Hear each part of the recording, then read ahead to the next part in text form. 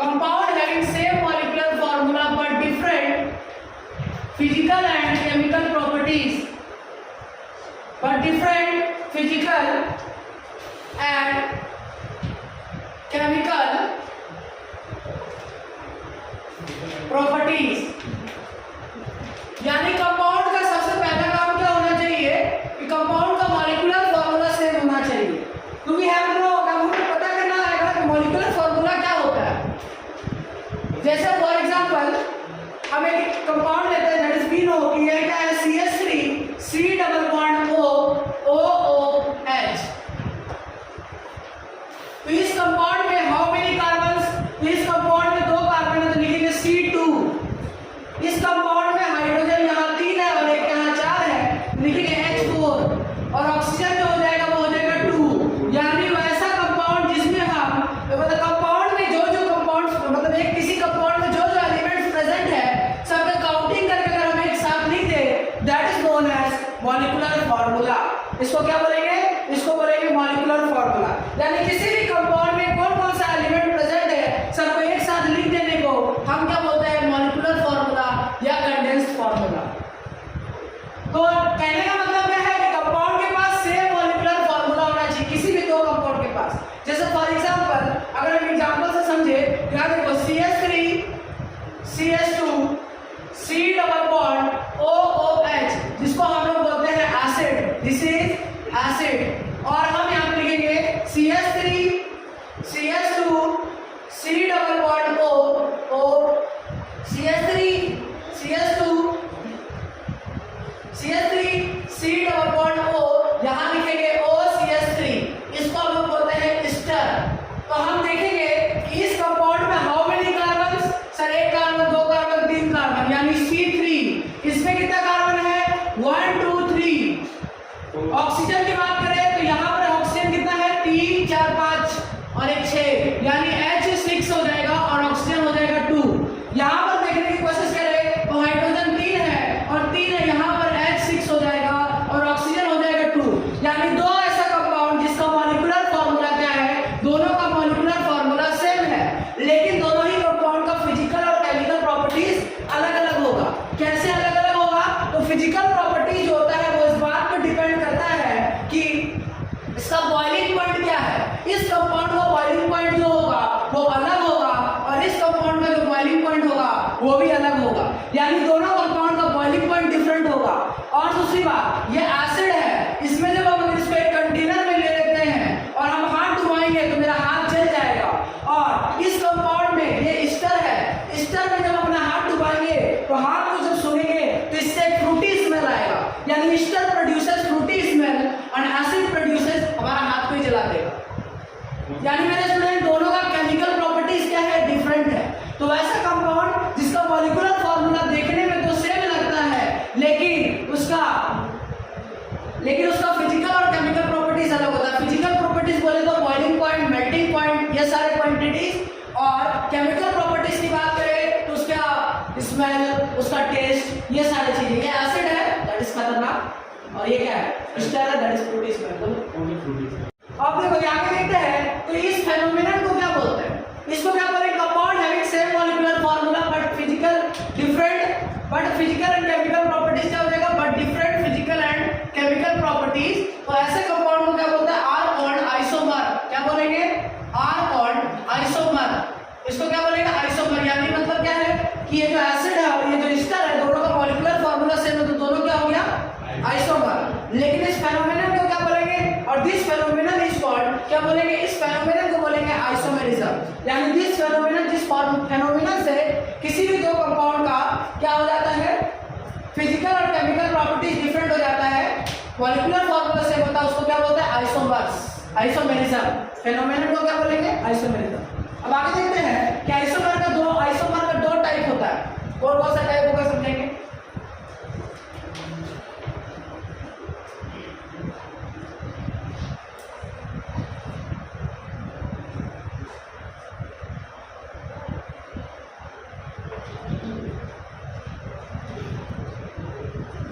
अब देखिए आइसोमर है 2 टाइप्स। आइसोमर है 2 टाइप्स। आइसोमर है 2 टाइप्स।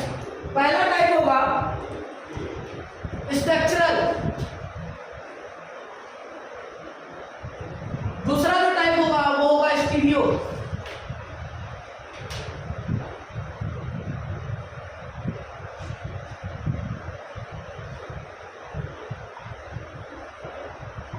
पहला जो टाइप होगा वो होगा स्ट्रक्चरल और दूसरा जो टाइप होगा वो लिखेंगे स्टीरियो आइसोमरिज्म।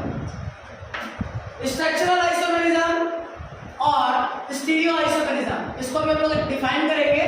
तो स्ट्रक्चरल आइसोमरिज्म क्या होता है? कभी भी आइसोमर होने के लिए दो कंडीशन फुलफिल होना चाहिए। पहला कंडीशन ये है कि कंपाउंड के पास मॉलिक्यूलर फार्मूला क्या होना चाहिए? सेम होना चाहिए। सबसे पहला कंडीशन है कि कोई भी कंपाउंड आइसोमर तभी होगा जब उसका मॉलिक्यूलर फार्मूला क्या होगा? सेम होगा। यानी यहाँ पर क्या लिखेंगे? सेम क्या होना चाहिए? सेम होना चाहिए m.f, यानी मॉलिक्यूलर फार्मूला क्या होना चाहिए? सेम होना चाहिए। स्ट्रक्चरल आइसोमरिज्म हो चाहे स्टीरियो आइसोमरिज्म हो, दोनों में क्या होना चाहिए? मॉलिक्यूलर फार्मूला क्या होना चाहिए? सेम होना चाहिए। पहला कंडीशन है कि हम कभी भी आइसोमर तभी बोलेंगे जब कंपाउंड का मॉलिक्यूलर फार्मूला क्या होगा? सेम होगा। अब हम समझते हैं डिफरेंट क्या होगा। तो डिफरेंट जो होगा वो क्या होगा? डिफरेंट होगा स्ट्रक्चरल फार्मूला। डिफरेंट क्या होगा? Structural formula. स्ट्रक्चरल फार्मूला का मतलब क्या है? इसका स्ट्रक्चर जो होगा वो डिफरेंट हो जाएगा। स्ट्रक्चरल फार्मूला डिफरेंट बोल रहा है मतलब क्या होगा? स्ट्रक्चरल फार्मूला का मतलब है आईयूपीएसी डिफरेंट होगा। क्या होगा? आईयूपीएसी डिफरेंट होगा। यानी डिफरेंट आईयूपीएसी, कोई भी दो कंपाउंड होगा उसका मॉलिक्यूलर फार्मूला तो सेम होगा लेकिन उसका आईयूपीएसी डिफरेंट होगा। यानी हमें स्टूडेंट आइसोमर समझने से पहले नोमेनक्लेचर करना आना चाहिए। तो स्टीरियो आइसोमरिज्म में क्या होगा? स्टीरियो आइसोमरिज्म में मॉलिक्यूलर फार्मूला तो सेम होगा लेकिन डिफरेंट क्या होगा? इसमें आईयूपीएसी जो होगा वो भी सेम होगा। ध्यान रखिएगा, आईयूपीएसी भी जो होगा वो भी सेम होगा। यानी मींस स्ट्रक्चरल फार्मूला भी सेम होगा। ध्यान रखिएगा, स्ट्रक्चरल फार्मूला भी सेम होगा, आईयूपीएसी भी सेम होगा। तो डिफरेंट क्या होगा? इसमें जो डिफरेंट होगा वो होगा different in arrangement of atoms. Different in arrangement of atoms. Atoms के अरेंजमेंट में डिफरेंट होगा। जैसे फॉर एग्जांपल अगर हम समझने की कोशिश करें तो देखो यहाँ पर ये क्या है? C डबल बॉन्ड C, ठीक है। यहाँ पर लगा है मिथाइल CH3, यहाँ लगा है हाइड्रोजन, ध्यान से देखना, यहाँ लगा है CH3, यहाँ लगा है हाइड्रोजन। क्या नाम होगा इसका? बस के बोलो थोड़ा, इसका नाम क्या होगा? नोमेनक्लेचर, इसका नाम होगा ब्यूटीन। सीस वाला नहीं लगाना है, अभी तो लोग सीस सीखे नहीं। इसका क्या नाम होगा? लॉन्गेस्ट कार्बन चेन हो जाएगा, 4 कार्बन को तो क्या लिखेंगे? ब्यूटीन। अब हम देखेंगे कि इस कंपाउंड को हम चेंज करते हैं। देखो यहाँ पर क्या हो जाएगा? यहाँ पर लगाएंगे C डबल बॉन्ड C, ऊपर लगाए CH3, नीचे लगाए CH3 और यहाँ पर देखेंगे H और यहाँ पर देखेंगे H। ध्यान से देखो, इसका भी नाम क्या है? ब्यूटीन है और इसका भी नाम क्या है? ब्यूटीन है। लेकिन अंतर क्या है दोनों में कि इसमें जो मिथाइल लगा हुआ है ये दोनों ही ऊपर साइड लगा हुआ है और इसमें जो मिथाइल लगा हुआ है वो अपोजिट साइड लगा है। यानी मेरे स्टूडेंट मॉलिक्यूलर फार्मूला अभी भी सेम है। मॉलिक्यूलर फार्मूला निकालेंगे तो कितना आ जाएगा? 1 कार्बन, 2 कार्बन, 3 कार्बन और 4 कार्बन, यानी लिखेंगे C4। हाइड्रोजन कितना हो जाएगा? 3, 3, 6 और 2 8, यानी H8 हो जाएगा। और यहाँ पर भी देखेंगे तो क्या आ जाएगा? 1 2 3 4, यानी 4 कार्बन C4, हाइड्रोजन 8। यानी कंपाउंड का मॉलिक्यूलर फार्मूला भी सेम है और नाम भी सेम है, बस डिफरेंट किसमें है? Arrangement of atom. यानी डिफरेंट एटम जो है वो डिफरेंट पोजीशंस पर लगा रहेगा। तो उसको हम लोग क्या बोलेंगे? उसको हम बोलेंगे स्टीरियो आइसोमरिज्म। क्या बोलेंगे? Stereo isomerism. नोट करिएगा।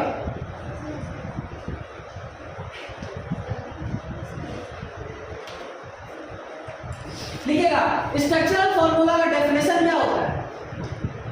लिखेंगे क्या? अगर डेफिनेशन लिखना चाहे तो लिखेंगे कंपाउंड हैविंग। सबसे पहला कंडीशन कोई भी आइसोमर होने के लिए कभी भी डेफिनेशन आएगा एग्जाम में तो क्या लिखते हैं? Compound having same molecular formula. Compound having same molecular formula. यह फर्स्ट कंडीशन है कि किसी भी कंपाउंड में मॉलिक्यूलर फार्मूला क्या होना चाहिए? सेम होना चाहिए।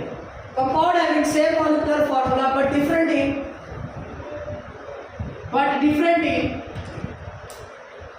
Structural formula. Different in structural formula means bracket में लिख सकते हैं IUPAC डिफरेंट। क्या लिख सकते हैं? IUPAC different.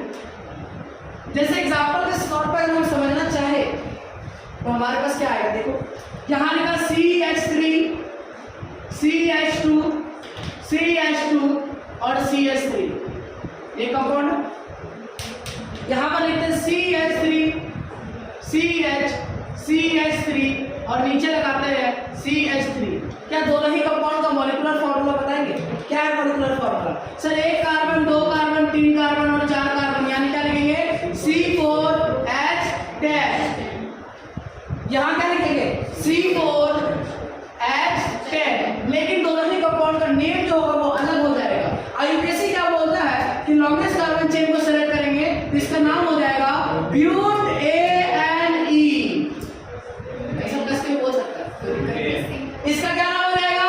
इसका नाम हो जाएगा 2-methyl prop 2-methyl prop यानी दोनों कंपाउंड का मॉलिक्यूलर फॉर्मूला तो सेम था लेकिन IUPAC डिफरेंट है। तो ऐसा कंपाउंड जिसका मॉलिक्यूलर फॉर्मूला सेम होता है बट IUPAC डिफरेंट होता है are known as structural formula. और वैसा कंपाउंड जिसका मॉलिक्यूलर फॉर्मूला तो सेम होता है, IUPAC भी सेम होता है, लेकिन अरेंजमेंट ऑफ एटम जो होगा वो अलग होता है, तो उसको हम लोग क्या बोलते हैं? स्टीरियो आइसोमेरिज्म या स्टीरियो आइसोमर्स। नोट करिएगा। आ रहा समझ? क्या बोल रहा है? बस के बोलो यार, बोलो आवाज हो रहा है रिकॉर्डिंग में।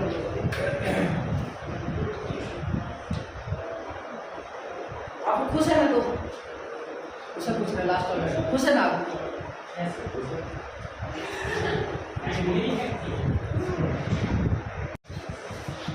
अब आगे देखते हैं स्ट्रक्चरल आइसोमेरिज्म का टाइप्स को समझेंगे और स्टीरियो आइसोमेरिज्म का टाइप्स को समझेंगे और देन आफ्टर फिर हम लोग DU को समझेंगे कि DU क्या होता है। IHD यानी IHD क्या होता है इसको हम लोग समझेंगे, इंडेक्स ऑफ हाइड्रोजन डेफिशिएंसी। ये सारी चीजों को समझेंगे एक एक करके।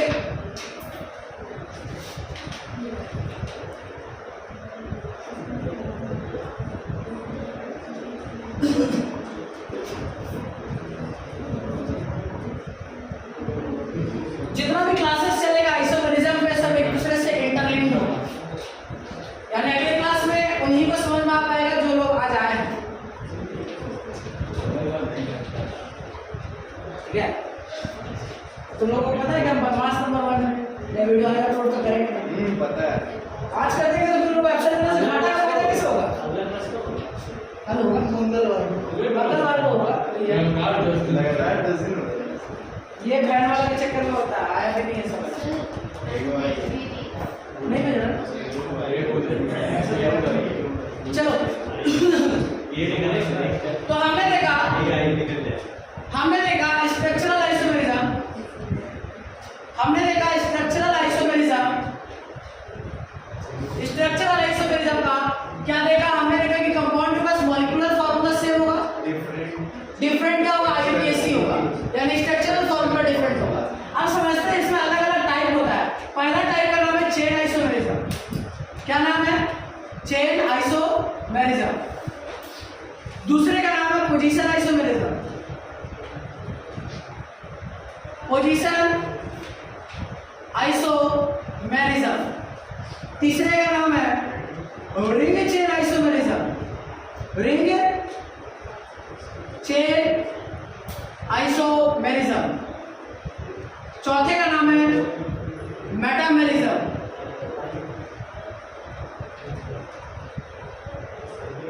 अगले का नाम है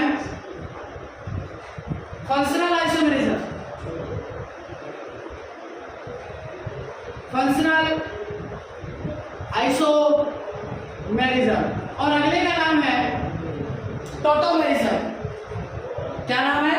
टोटोमेरिज्म। टोटोमेरिज्म नोट करिएगा। और हमने समझा स्टीरियो आइसोमेरिज्म। स्टीरियो आइसोमेरिज्म जो होता है वो दो टाइप का होता है। स्टीरियो आइसोमेरिज्म स्टीरियो आइसोमेरिज्म जो होगा, स्ट्रक्चरल आइसोमेरिज्म 6 टाइप का होता है। कौन कौन सा? हम लोग इसमें एक एक करके चर्चा करेंगे। चेन आइसोमेरिज्म क्या होता है, पोजीशन क्या होता है, रिंग चेन क्या होता है, मेटामेरिज्म क्या होता है, फंक्शनल क्या होता है, टोटोमेरिज्म क्या होता है। स्टीरियो आइसोमेरिज्म जो होता है वो 2 टाइप का होता है। पहले का नाम है कॉन्फ़िगरेशनल और दूसरे का नाम है कन्फॉर्मेशनल।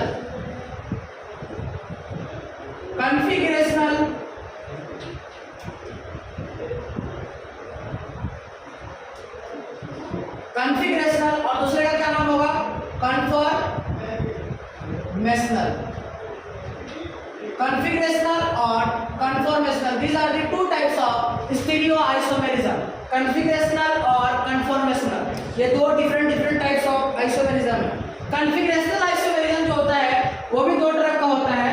पहला होता है ज्योमेट्रिकल और दूसरा होता है ऑप्टिकल। जियोमेट्रिकल और दूसरा कौन सा होगा, दूसरा होगा ऑप्टिकल।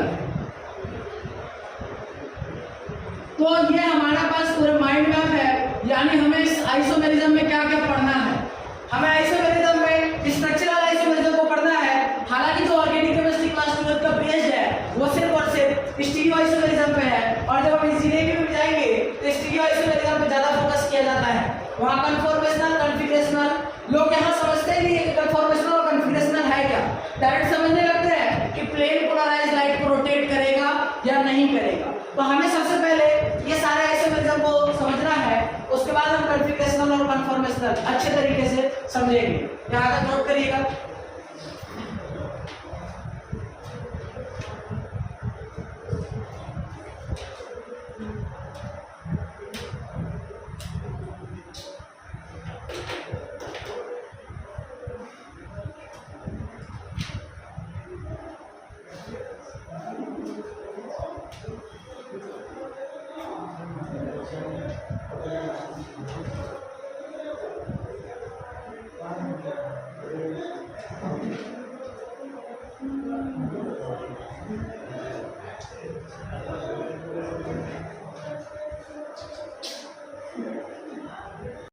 अब हम समझेंगे alkane, alkyne, alkyne, these are the 3 hydrocarbons. हमने देखा था कि सैचुरेटेड और अनसैचुरेटेड में।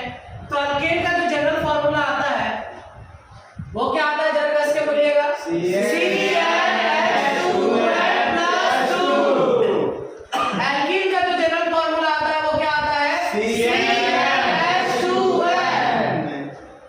एल्काइन का जो जनरल फार्मूला होता है वो क्या होता है,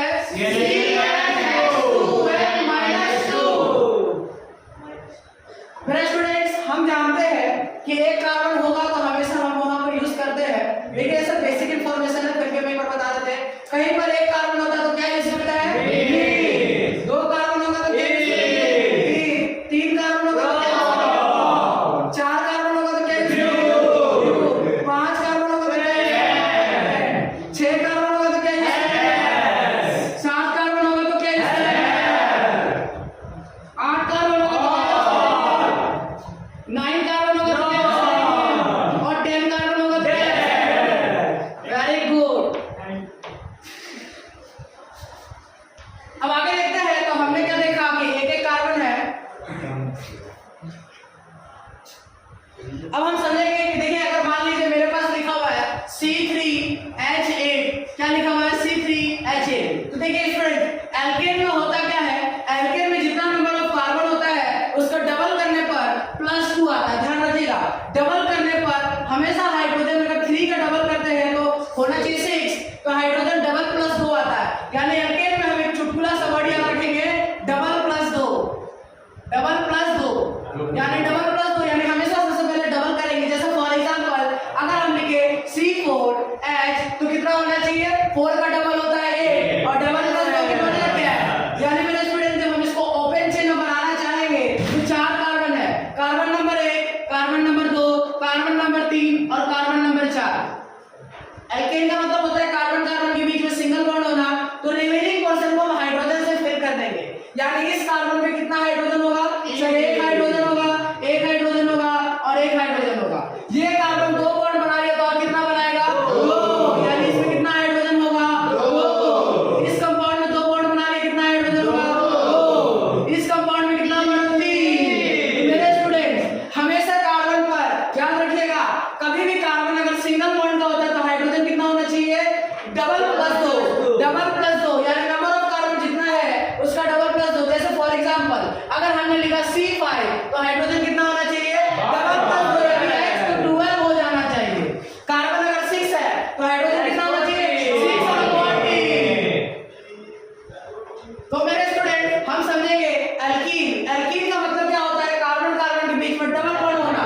जैसे फॉर एग्जांपल हमने लिखा 3 कार्बन, 1 कार्बन, 2 कार्बन और 3 कार्बन। तो यहाँ मेरे स्टूडेंट देखेंगे पहले कार्बन पर एक सिंगल बॉन्ड लगा हुआ, यानी और कितना बॉन्ड बनेगा, 3। यानी यहाँ कितना हाइड्रोजन लगाएंगे, 3। यहाँ पर कितना बॉन्ड बना लिया, 3, एक हाइड्रोजन लगेगा। यहाँ पर कितना बॉन्ड बना लिया, 2, और कितना बनाएगा, 2। मेरे स्टूडेंट समझने की कोशिश करिएगा कि जब हम यहाँ पर मॉलिक्यूलर फॉर्मूला लिखेंगे तो 1 2 3, यानी यहाँ कार्बन कितना हो गया, 3, और यहाँ पर देखिएगा 1 2 3 4 5 6, यानी हाइड्रोजन कितना हो जाएगा, 6। तो मेरे स्टूडेंट यहाँ से जब हम यहाँ आते हैं तो देखिए मेरे स्टूडेंट, जब भी हम एक डबल बॉन्ड होगा कंपाउंड में तो यहाँ हाइड्रोजन 8 था और हाइड्रोजन कितना हो गया, 6। तो औकात कितना है कार्बन का हाइड्रोजन बनाने का, 8, एक कम हो गया। यानी जब जब हाइड्रोजन 2 कम होगा तो हम क्या कहेंगे कि उस कंपाउंड में एक डबल बॉन्ड है। कितना डबल बॉन्ड है, एक डबल बॉन्ड है। जैसे फॉर एग्जांपल हमने लिखा कार्बन 3, कार्बन 1 है, कार्बन 3 है, तो यहाँ पर देखेंगे मेरे स्टूडेंट, तो यहाँ पर ये कार्बन कितना बॉन्ड बना लिया, 3, और कितना बनाएगा, 1, यानी इस पर लगाएंगे 1 हाइड्रोजन। इस कंपाउंड को देखेंगे, इस कार्बन ने कितना बॉन्ड बना लिया है, 1, और कितना बनाएगा, 3, यानी यहाँ हाइड्रोजन और यहाँ भी हाइड्रोजन। ये कंपाउंड को देखेंगे, ये बॉन्ड बना चुका है, इधर 3 4 बॉन्ड बन चुका है, यानी इसमें कोई हाइड्रोजन नहीं है। तो मेरे स्टूडेंट हम समझने की कोशिश करेंगे, तो कार्बन नंबर 3 है और हाइड्रोजन नंबर 4 है। तो स्टार्टिंग से समझने की कोशिश करो, यहाँ पर भी कार्बन 3 है, यहाँ पर भी कार्बन 3 है और यहाँ पर भी कार्बन 3 है। लेकिन मेरे स्टूडेंट पहले बार में हाइड्रोजन 8 था, अब हाइड्रोजन 6 हो गया और हाइड्रोजन 4 हो गया। तो 8 में से देखेंगे, जब 8 से 4 पर आए यानी कितना हाइड्रोजन कम हुआ, 4। यानी जितना हाइड्रोजन कम होगा उसको डिवाइडेड बाय 2 करेंगे तो उससे निकल कर आएगा कि उस कंपाउंड में कितना बॉन्ड होगा। जैसे फॉर एग्जांपल हमने लिखा C4H8, तो यानी यहाँ पर हम लिखते हैं C4H8, तो H कार्बन का औकात कितना था, 10 का, बना कितना दिया, 8, यानी हाइड्रोजन कितना कम हुआ, 2, यानी इसमें कितना डबल बॉन्ड होगा, 1। यानी जब हाइड्रोजन 2 कम होगा तो बॉन्ड कितना बनेगा, 1। और हाइड्रोजन हम यहाँ लिखा C4, यहाँ लिखते हैं H6, यानी होना कितना चाहिए था, 10, क्योंकि 10 नहीं है, कितना है, 6, यानी कितना का कम हो गया, 4। तो हाइड्रोजन जितना कम होगा डिवाइडेड बाय 2 करेंगे उस कंपाउंड में उतना बॉन्ड होगा। यानी मेरे स्टूडेंट यहाँ पर देखेंगे तो हाइड्रोजन होना चाहिए था 10, है कितना, 6, यानी कितना हो गया, 4 का कमी, यानी डबल बॉन्ड कितना हो जाएगा इसमें, 2, यानी 2 पाई बॉन्ड होगा। जरा देखिए, ये कार्बन है, ये कार्बन है, इसके बीच में 3 बॉन्ड बनेगा, ये कार्बन है, ये कार्बन है। अब देखिए मेरे स्टूडेंट, ये कार्बन ने 1 बॉन्ड बना चुका है, यानी कितना हाइड्रोजन होगा, 3, 1 2 3। इस कंपाउंड का पूरा कंप्लीट है, 3 इधर उधर ये भी है। लास्ट वाले में देखेंगे 1 हाइड्रोजन, 2 हाइड्रोजन, 3 हाइड्रोजन। तो मेरे स्टूडेंट यहाँ पर जो पाई बॉन्ड आ रहा है वो 2 पाई बॉन्ड आ रहा है। आप लोगों को पता होना चाहिए, कहीं पर भी कार्बन कार्बन के बीच में या कहीं पर भी एक सिंगल बॉन्ड होता है, दैट मींस सिर्फ और सिर्फ एक सिग्मा बॉन्ड होता है। अगर 2 बॉन्ड होता है मींस एक सिग्मा होगा और एक क्या होगा, पाई होगा। और कहीं पर 3 बॉन्ड है तो मींस स्टूडेंट एक सिग्मा होगा और 2 पाई बॉन्ड होगा। यानी जब जब हम देखेंगे कि हाइड्रोजन का कमी कितना है और औकात से देखेंगे कमी कितना है, जितना कमी होगा उतना डबल बॉन्ड होगा। अब मेरे स्टूडेंट हो सकता है ऐसा भी कि हम यहाँ पर जब ये 4 कार्बन या 3 कार्बन लिखा हुआ है इसको हम लोग ऐसे भी बना सकते हैं। देखिएगा CH2 CH2 CH2 CH2 और यहाँ पर भी CH2। तो मेरे स्टूडेंट एक साइक्लिक स्ट्रक्चर भी बन सकता है। अभी भी देखिए, कार्बन 3 है, हाइड्रोजन 6 है, यानी मेरे स्टूडेंट अगर जब भी डबल प्लस 2 में से जितना का कमी होगा, या तो वहां पर एक डबल बॉन्ड होगा या तो वहां पर एक साइक्लिक रिंग होगा, या तो वहां डबल बॉन्ड होगा या तो वहां साइक्लिक रिंग होगा, या तो वहां डबल बॉन्ड होगा या तो वहां साइक्लिक रिंग होगा। ठीक है मेरे स्टूडेंट, यहां तक नोट करिएगा।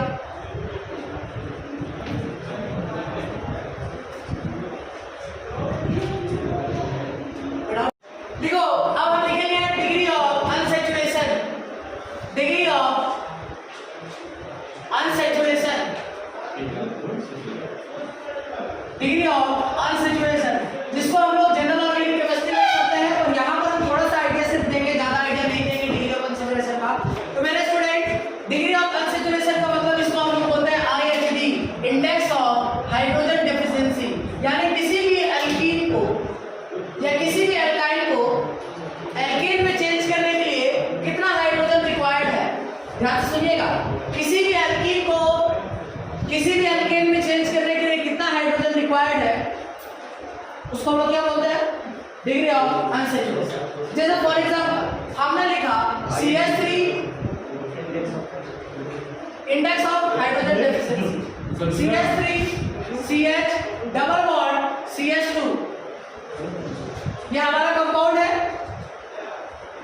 इसको अगर हम एल्केन में चेंज करना चाहे तो जरा देखिएगा, CH3 CH2 CH3, तो यहां से यहां आने के लिए जब हम जनरल फार्मूला देखेंगे तो कितना हो जाएगा 1 2 3। अब देखिए हम लोग इसको ऐसे भी कर सकते हैं, अब हम लोग मॉलिक्यूलर फार्मूला काउंट नहीं करेंगे, कितना कार्बन है 3, और काम के अनुसार इसका हाइड्रोजन कितना होना चाहिए था 8, लेकिन होगा कितना 6, क्योंकि कितना एक डबल बॉन्ड है, यानी H6। यहां देखो यहां पर कितना है C3, क्या डबल बॉन्ड है नहीं, तो औकात बराबर यानी H8। या तो देखो अगर मान लो कहीं पर डबल बॉन्ड है, तो देखो अगर मान लो हमने लिखा ये एक साइक्लिक रिंग है, एक साइक्लिक रिंग का कितना DU होगा 1 DU होगा। अब मेरे को बताना फटाफट, are you ready guys? Yes sir. चलिए देखिए, अगर हमने बोला सॉरी DU है, डिग्री ऑफ अनसैचुरेशन। देखो यहां पर समझो, एक साइक्लिक रिंग था तो एक DU हुआ। हां सर। Yes sir. यहां पर एक डबल बॉन्ड आया तो कितना DU हो जाएगा 2, यहां एक और आ गया तो कितना हो जाएगा, एक और आ गया तो कितना आएगा, दिस इज कॉल्ड बेंजीन, यानी बेंजीन में कितना डिग्री ऑफ अनसैचुरेशन, अच्छा, यानी हमें कितना हाइड्रोजन की जरूरत है 8, यानी 8 हाइड्रोजन की जरूरत है या 4 हाइड्रोजन मॉलिक्यूल्स की जरूरत है, यानी DU होता है number of hydrogen divided by 2, number of hydrogen divided by 2, यानी मेरे स्टूडेंट यहां पर से यहां पर हाइड्रोजन का डिफरेंस कितना था 2, यानी नंबर ऑफ हाइड्रोजन का डिफरेंस हो गया 2 डिवाइडेड बाय 2, यानी DU कितना आ गया होगा, यानी मेरे स्टूडेंट यहां पर कितना डबल बॉन्ड है 1, यानी इनडायरेक्टली कह सकते हैं कि किसी भी कंपाउंड में कितना डबल बॉन्ड है वही उसका DU होगा, किसी भी कंपाउंड में कितना डबल बॉन्ड है वही उसका DU होगा, या फिर किसी भी कंपाउंड में कितना साइक्लिक स्ट्रक्चर है, अगर एक साइक्लिक स्ट्रक्चर होगा तो एक साइक्लिक स्ट्रक्चर होगा तो एक DU होगा, एक डबल बॉन्ड है तो एक DU, यानी एक पाई बॉन्ड पर एक DU। तो बताइए मेरे स्टूडेंट, एक बेंजीन है, इसमें कितना पाई बॉन्ड है सर 1 2 3, ये पाई ये पाई ये पाई, यानी पाई बॉन्ड कितना होगा 3। अब हम समझते हैं हाइड्रोजन इसमें कितना कितना लगा हुआ है, तो देखिएगा इस कार्बन पर एक हाइड्रोजन, 6 बोला, इस कार्बन पर एक हाइड्रोजन, इस कार्बन पर एक हाइड्रोजन, इस कार्बन पर एक हाइड्रोजन, इस कार्बन पर एक हाइड्रोजन, और इस कार्बन पर एक हाइड्रोजन। और हमने जनरल ऑर्गेनिक केमिस्ट्री में बताया था कि हाइड्रोजन का औकात ही है कि वो सिग्मा बॉन्ड बनाएगा, यानी टोटल हाइड्रोजन कितना है 6, यानी आएगा C6H6, हर कार्बन जो होता है वो एक सिग्मा बॉन्ड बनाएगा, तो sigma sigma sigma sigma sigma sigma, यानी नंबर ऑफ कार्बन जितना होगा उतना सिग्मा बॉन्ड, कितना नंबर ऑफ कार्बन है 6, यानी सिग्मा कितना हो गया 6, कितना हाइड्रोजन है 6, यानी सिग्मा कितना हो गया 6, यानी टोटल सिग्मा कितना हो गया 12। देख लीजिए 1 2 3 4 5 6 और हाइड्रोजन का 6, यानी कितना 6 6 से 12 हो गया, यानी कितना हो गया 12 सिग्मा और 3 पाई बॉन्ड एक बेंजीन में होगा। समझ में आया? अब देखिए एक सवाल करते हैं, तुम लोग बताते जाना पढ़ा के घटा, ठीक है? चलो ठीक है, ओके। देखो यहाँ लिखा है एक साइक्लिक स्ट्रक्चर, कितना DU 1, यहाँ पर एक और बना, कितना DU 2, यहाँ पर एक और बना, कितना DU 3, यहाँ पर एक और बना, कितना DU 4। अब मेरे स्टूडेंट समझने की कोशिश करिएगा, ये वाला हटा दो, ठीक है? अब समझना यहाँ पर, यहाँ पर एक पाई बॉन्ड लगाया, एक DU बड़ा 5 6 7 8, समझ बिल्कुल, जहां तक समझ में आया। तो यहाँ पर हमने देखा कि जितना साइक्लिक हो, एक साइक्लिक स्ट्रक्चर, दो साइक्लिक स्ट्रक्चर, तीन साइक्लिक स्ट्रक्चर, यानी 3 DU, 5 बॉन्ड कितना है? 1 2 3 4 5, यानी टोटल DU 5 जो आ रहा है वो कहां से आ रहा है? 5 बॉन्ड से और 3 साइक्लिक स्ट्रक्चर से, यानी इस पूरे कंपाउंड में कितना DU होगा? नोट करिएगा। तो अब हम कुछ जनरल फॉर्मूला लिखेंगे आप लोगों के सामने, आप लोगों को बताना है कि DU होगा कि नहीं होगा। ठीक है, नोट करिए आप।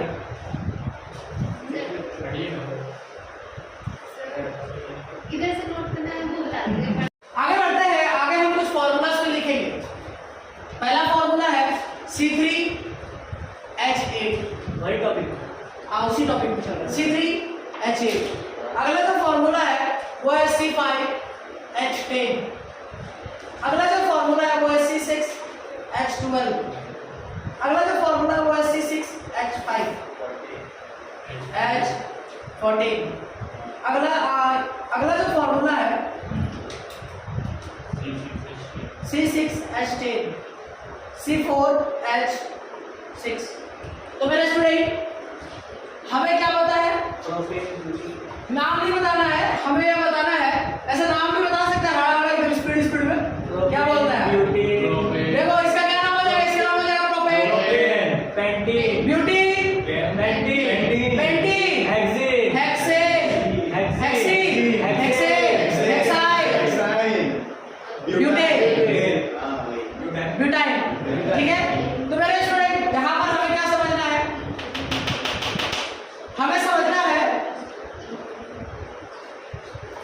हमें समझना है कि हमेशा जितना भी कार्बन होगा उसका डबल प्लस 2 हाइड्रोजन होना चाहिए। अगर हो जाता है ऐसे कंडीशन में तो उस कंडीशन में DU 0 हो जाएगा, और अगर नहीं होता है तो जितना हाइड्रोजन का डेफिशिएंसी होगा डिवाइडेड 2 इज इक्वल टू हो जाएगा DU।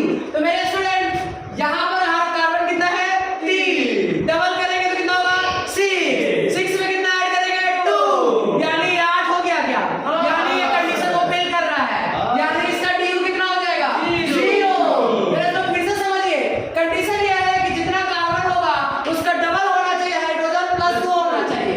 यहां देखिए, डबल करेंगे तो कितना आएगा? 10, लेकिन यहाँ कितना है? 10, लेकिन यहाँ पर होना कितना चाहिए था? औकात है कि 12 होना चाहिए था, लेकिन है कितना? 10, यानी कितना हाइड्रोजन कम है? 2, यानी DU बराबर कितना हो जाएगा? 1। अगर 2 हाइड्रोजन कम होता है तो DU कितना होगा? 1। अब यहाँ देखिए, 6 है, 6 का डबल करेंगे तो कितना होगा? 42 है प्लस 2, यानी ये तो कंडीशन औकात बराबर है, यानी DU कितना हो जाएगा? 0। यहाँ देखिएगा, 6 है और 6 का डबल कितना होता है? 2 है, और प्लस 2 करते जो कि नहीं है, यानी यहाँ क्या हो जाएगा? DU बराबर हो जाएगा 1, क्योंकि औकात के बराबर कितना होना चाहिए था? 14 है, कितना? 12, यानी हाइड्रोजन कितना कम? 2, यानी DU कितना? आओ देखो यहाँ लिखा है कार्बन की हाइड्रोजन कितना है? 6। औकात के अकॉर्डिंग कितना होना चाहिए? हाइड्रोजन 40 है, कितना? 10, यानी कितना हाइड्रोजन कम है? 4, यानी DU बराबर क्या आ जाएगा? 4/2 मींस DU 2। आ रहा समझ? अच्छा, यहाँ देखते हैं कार्बन कितना है? 4, होना कितना चाहिए? 10, है कितना? 6, कितना कम है? 4, यानी 4/2, आंसर कितना आएगा? 2। कुछ दे नहीं रहा है। आइए स्टूडेंट, एक और क्वेश्चन करते हैं, हलवा सा। ये हमारा कंपाउंड है, DU बताइए। यहाँ पर कितना आ जाएगा? 2। यहाँ पर कितना आ जाएगा? 3। यहाँ कितना आ जाएगा?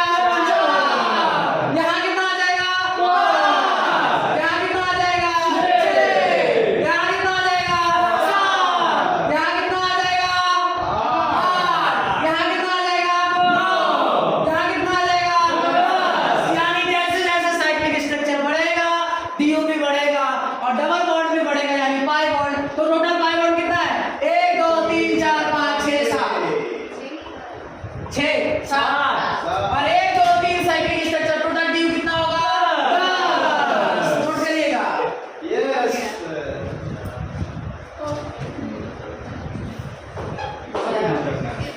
अब हम लोग लिखेंगे स्ट्रक्चरल फार्मूला को एक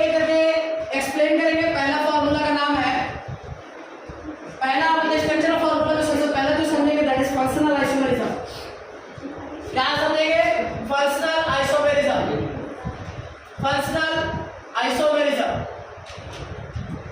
तो मेरे स्टूडेंट फंक्शनल आइसोमेरिज्म का मतलब क्या है कि सबसे पहले आइसोमेरिज्म होने के लिए एक कंडीशन जो है वो सबके पास होना चाहिए, दैट इज कंपाउंड हैविंग क्या होना चाहिए, compound having same molecular formula, compound having same molecular formula, यानी कंपाउंड के पास क्या होना चाहिए, मॉलिक्यूलर फार्मूला सेम होना चाहिए, सेम मॉलिक्यूलर फार्मूला। ये कंडीशन अगर जब तक फिल नहीं होगा तब तक आपका आंसर जो होगा वो गलत हो जाएगा, यानी ये कंडीशन फुलफिल होना चाहिए।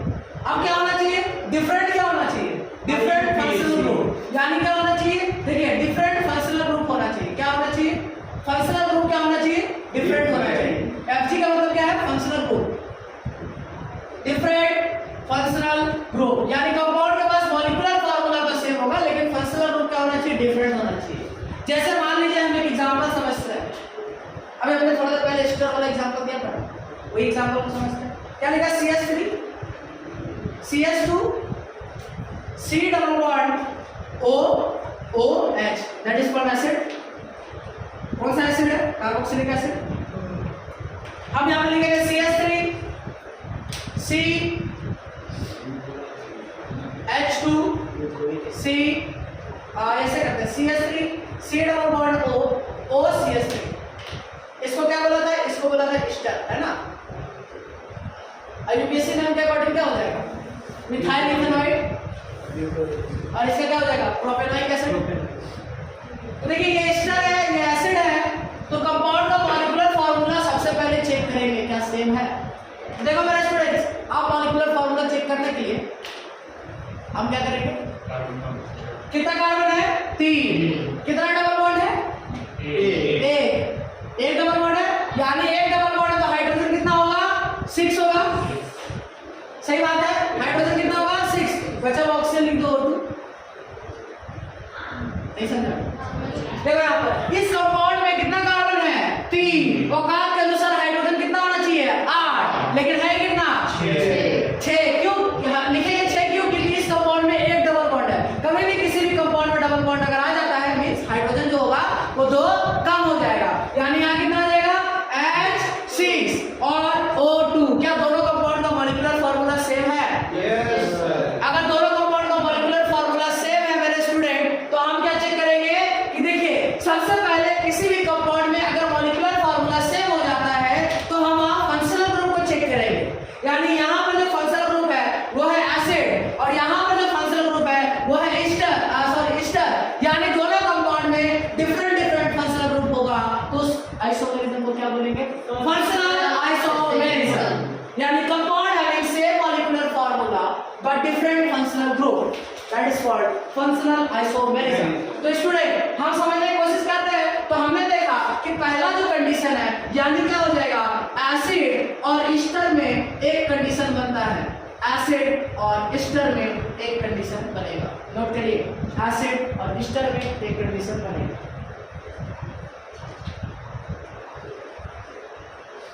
दूसरे कंडीशन को चेक करेंगे, दूसरा कंडीशन होगा अल्कोहल और ईथर में, दूसरा कंडीशन होगा अल्कोहल और ईथर में, इसमें तो कीटोन भी लगेगा, एल्डिहाइड कीटोन होगा, कॉम्बिनेशंस को समझ लेते हैं, इसको नोट हो गया, जल्दी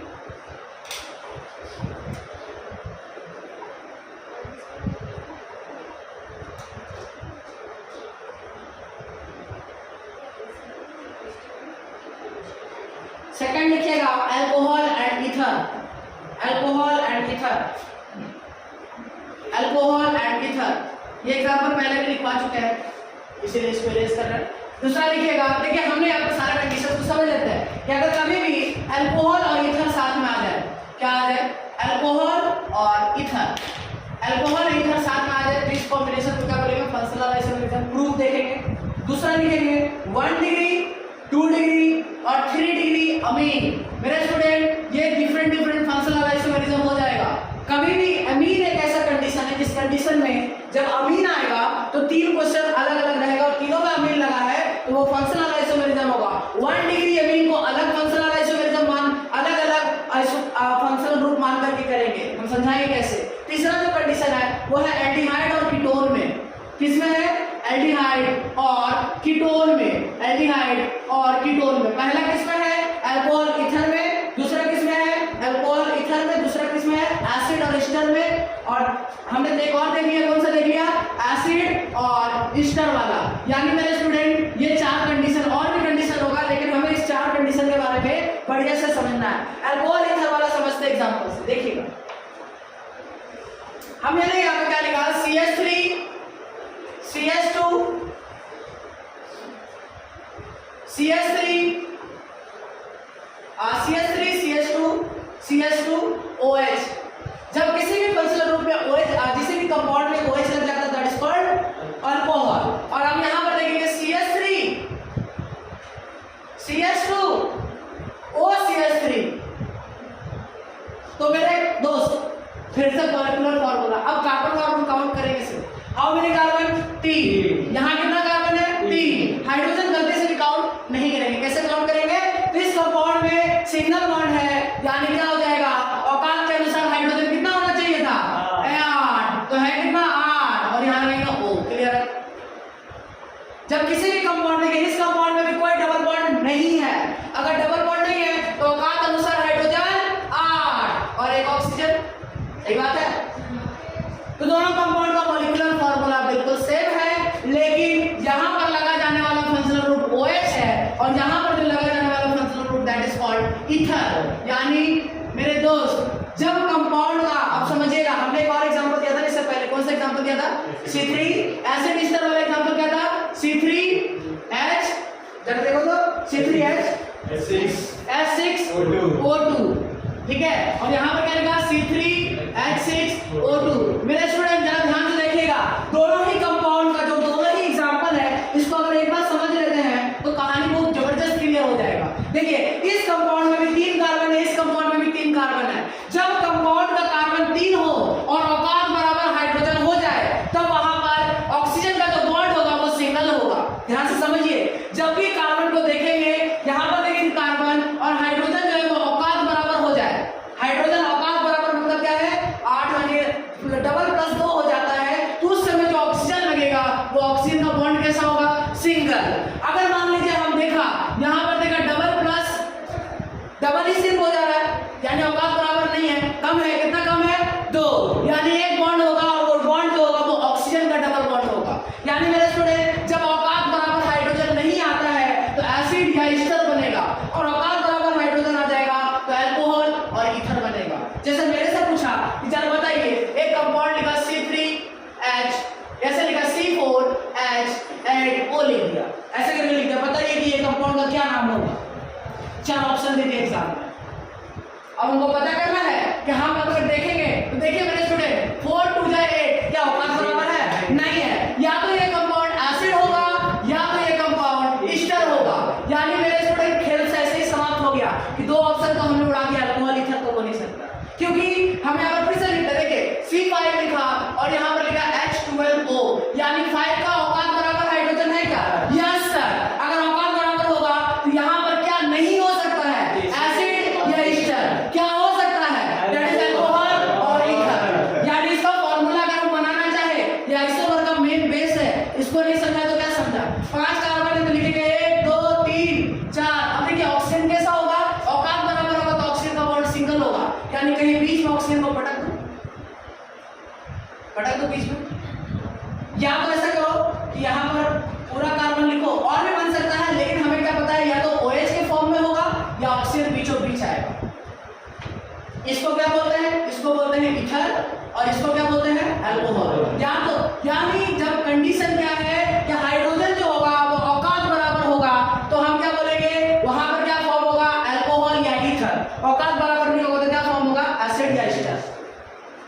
चलिए नोट करिएगा, ये बहुत इंपॉर्टेंट चीज था, आगे समझ में आएगा। पूछेगा बताएगा मॉलिक्यूलर फार्मूला आइसोमर बनाइए, तो वहां पे ये समझ में आना चाहिए औकात बराबर हाइड्रोजन है कि नहीं। जिस तरह हमने जनरल ऑर्गेनिक केमिस्ट्री बताया था कि ऑक्सीजन का बॉन्ड कम होगा, नेगेटिव चार्ज आएगा तो लोन पेयर होगा, उसी तरह यहाँ भी ये बात याद रखना है कि औकात बराबर होना चाहिए, बेस है वो। अब समझ में आया? एल्केन का फार्मूला भी लिखवा रहा है, हो गया नोट? अब आगे बढ़ते हैं और अब हम समझते हैं एल्डिहाइड हमारा।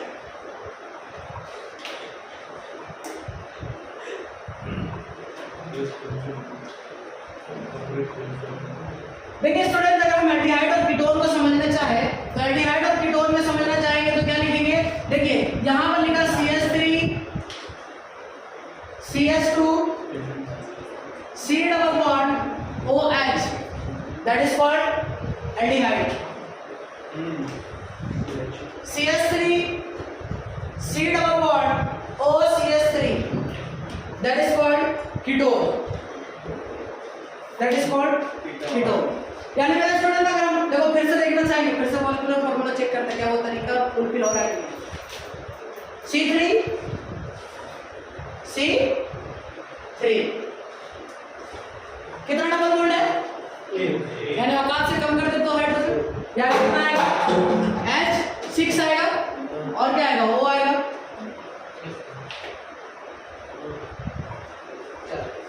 C3 H6 O आएगा। तो मेरे स्टूडेंट, हमने क्या बोला? हमने बोला कि देखिए अब ऐसा भी हो सकता है कि अगर औकात से बराबर हाइड्रोजन कम होगा तो वहां पर एल्डिहाइड भी हो सकता है और वहां कीटोन भी हो सकता है। यानी जब भी औकात से कम हाइड्रोजन होगा तो चार कंडीशन होगा। क्या क्या बनेगा? या तो एसिड बनेगा, या एस्टर बनेगा, या एल्डिहाइड बनेगा, या कीटोन बनेगा। औकात बराबर रहा तो सिर्फ दो बनेगा, क्या? अल्कोहल या ईथर। ठीक है, तो आपसे एग्जाम में पूछेगा। तो मेरे स्टूडेंट, दोनों का मॉलिक्यूलर फार्मूला क्या है? सेम, लेकिन कंपाउंड में यहां पर देखेंगे तो ये एल्डिहाइड है और यहां पर जो देखेंगे वो कीटोन है। यानी दोनों में फंक्शनल ग्रुप डिफरेंट है। यानी कभी भी आपको किसी भी क्वेश्चन में पूछा जाए कि कौन सा आइसोमर होगा तो सबसे पहले आप चेक कर लीजिएगा कि उसमें फंक्शनल आइसोमर है। पहला कंडीशन क्या है? मॉलिक्यूलर फार्मूला सेम होना चाहिए, अदरवाइज वो आइसोमर ही नहीं होगा। एग्जाम में कोई भी क्वेश्चन आएगा, पूछेगा कौन सा आइसोमर है, तो सबसे पहले कौन चेक करेंगे? Functional isomerism. उससे पहले क्या चेक करेंगे? मॉलिक्यूलर फार्मूला सेम है कि नहीं है। अगर मॉलिक्यूलर फार्मूला सेम है तो फंक्शन चेक कर लेना। अगर फंक्शन नहीं होगा तब आगे बढ़ेंगे, तब आगे चेन आइसोमरिज्म बताएंगे तो उसको चेक करना है। 1 डिग्री 2 डिग्री और 3 डिग्री अमीन क्या होता है, जरा ध्यान से समझिएगा। इसका नोमेनक्लेचर में हम लोग लिखते हैं NN डाइमिथाइल, NN ट्राइमिथाइल। ठीक है, तो देखिए यहाँ पर अगर हम बात करें तो CH3 CH2 और यहाँ लिखा NH2, यहाँ लिख रहा है CH3 NH CH3।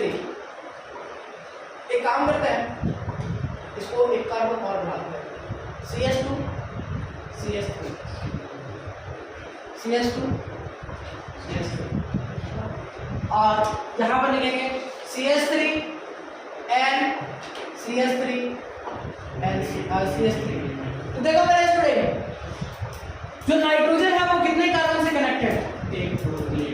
पहले वाले में देखेंगे तो इसमें एक कार्बन से कनेक्टेड है, यानी कि कितना डिग्री अमीन हो गया? 1 डिग्री अमीन हो गया। इसमें देखेंगे तो नाइट्रोजन कितने कार्बन से कनेक्टेड है? एक पड़ोस है यानी 2 नाइट्रोजन से कनेक्टेड है, यानी अमीन कितना डिग्री? 2 होगा। इसमें देखेंगे तो नाइट्रोजन कितने से कनेक्टेड है? 1 2 3 यानी 3 डिग्री अमीन।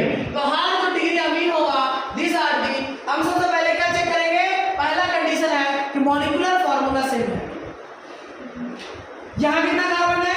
1 2 3 9H। यहाँ क्या आ जाएगा? C3H9N। यानी कंपाउंड का मॉलिक्यूलर फार्मूला क्या है? मॉलिक्यूलर फार्मूला सेम है। जब जब कंपाउंड का मॉलिक्यूलर फॉर्मूला है तो इसका मतलब ये आइसोमर तो होगा ही। और अमीन का डिग्री अलग अलग आ जाएगा, 1 डिग्री 2 डिग्री और 3 डिग्री। इसका मतलब ये कौन सा अमीन है? ये है तुम्हारा, ये किस तरह का आइसोमर है? That is the functional isomerism. यानी हमने अल्कोहल ईथर समझ लिया, हमने ये भी समझ लिया, एल्डिहाइड कीटोन भी समझ लिया, एसिड एस्टर भी समझ लिया। यानी फंक्शनल आइसोमरिज्म जो है वो हमारा क्लियर हो गया। बोलो 1 डिग्री 2 डिग्री वैसा नहीं होगा। इसमें डिग्री 1 2 3 हो गया, मॉलिक्यूलर फार्मूला सेम हो गया। अगर 1 2 3 होगा तो यानी ये कौन सा आइसोमर है? जब भी कोई क्वेश्चन में देखने को मिलेगा कि कोई अमीन 1 है, 2 है और 3 है डिग्री, तो ये कौन सा आइसोमर होगा? ये फंक्शनल आइसोमर होगा। पहले मॉलिक्यूलर फार्मूला सेम कर लेगा, फिर देखेगा अमीन का डिग्री अलग अलग है, तो ये कौन सा आइसोमर हो जाएगा? फंक्शनल आइसोमर हो जाएगा। नोट कीजिएगा।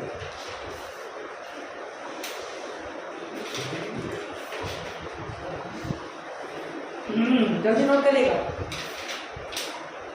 लिखिएगा चेन आइसोमेरिज्म। चेन आइसोमेरिज्म,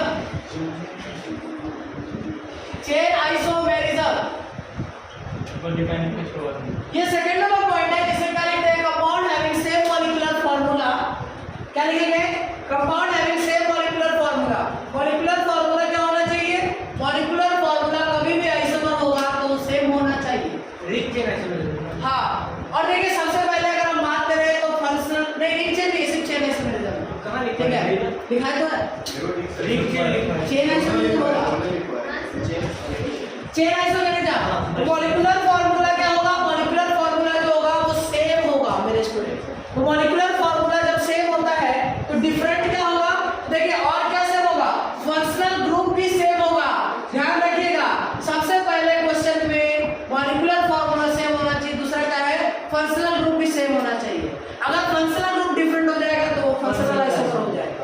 अगर वो नहीं हुआ तब चेन आइसोमरिज्म चेक करेंगे। ठीक है यानी क्या लिखेंगे compound having same molecular formula but different. कोई डिफरेंट क्या होना चाहिए? डिफरेंट होना चाहिए पीसीसी यानी parent carbon chain.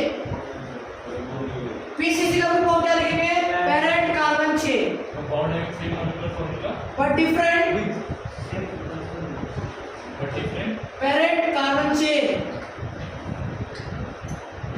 Parent carbon chain यहां बोल सकते क्या है? क्या होना चाहिए? या ब्रांच डिफरेंट होना चाहिए। क्या होना चाहिए? ब्रांच जो होना चाहिए वो डिफरेंट होना चाहिए। ब्रांच क्या होना चाहिए? डिफरेंट होना चाहिए। ठीक है समझा? यानी जब एक सवाल करते हैं तो समझ में आएगा। क्या लिखा? CH3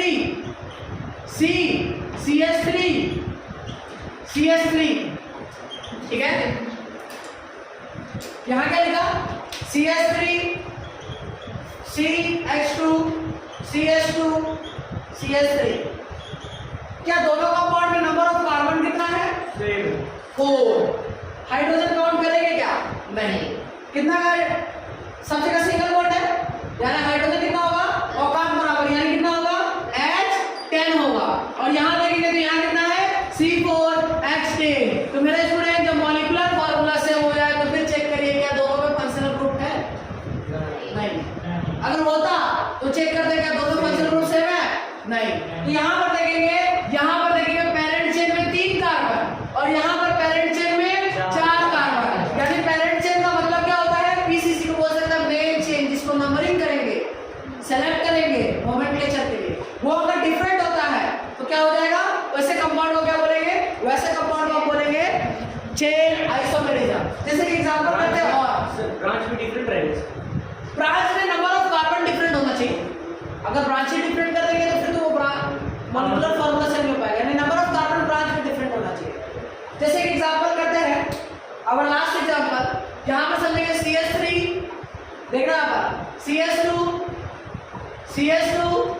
C double bond OOH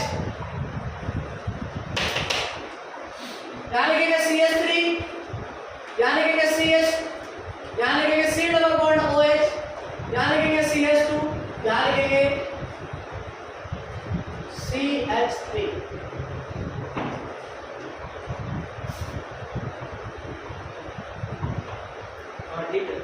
अब देखिए यहां स्टूडेंट समझने की कोशिश करेंगे कि ऊपर वाले में कार्बन कितना है तो कार्बन की संख्या 4 है और नीचे वाले में भी कार्बन की संख्या 4 है।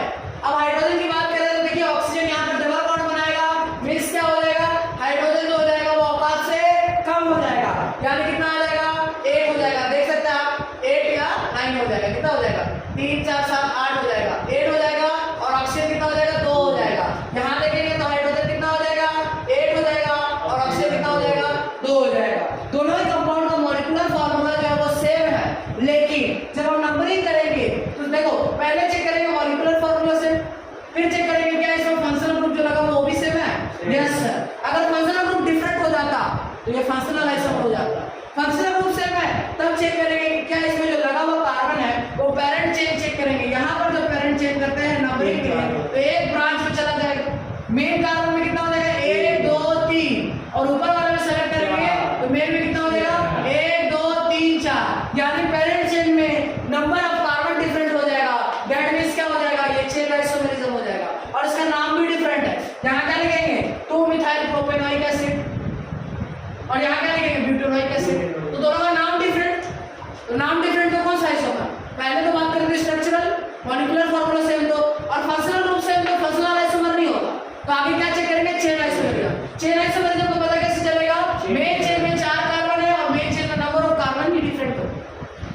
यानी पीसीसी में क्या होता है, डिफरेंट होता है।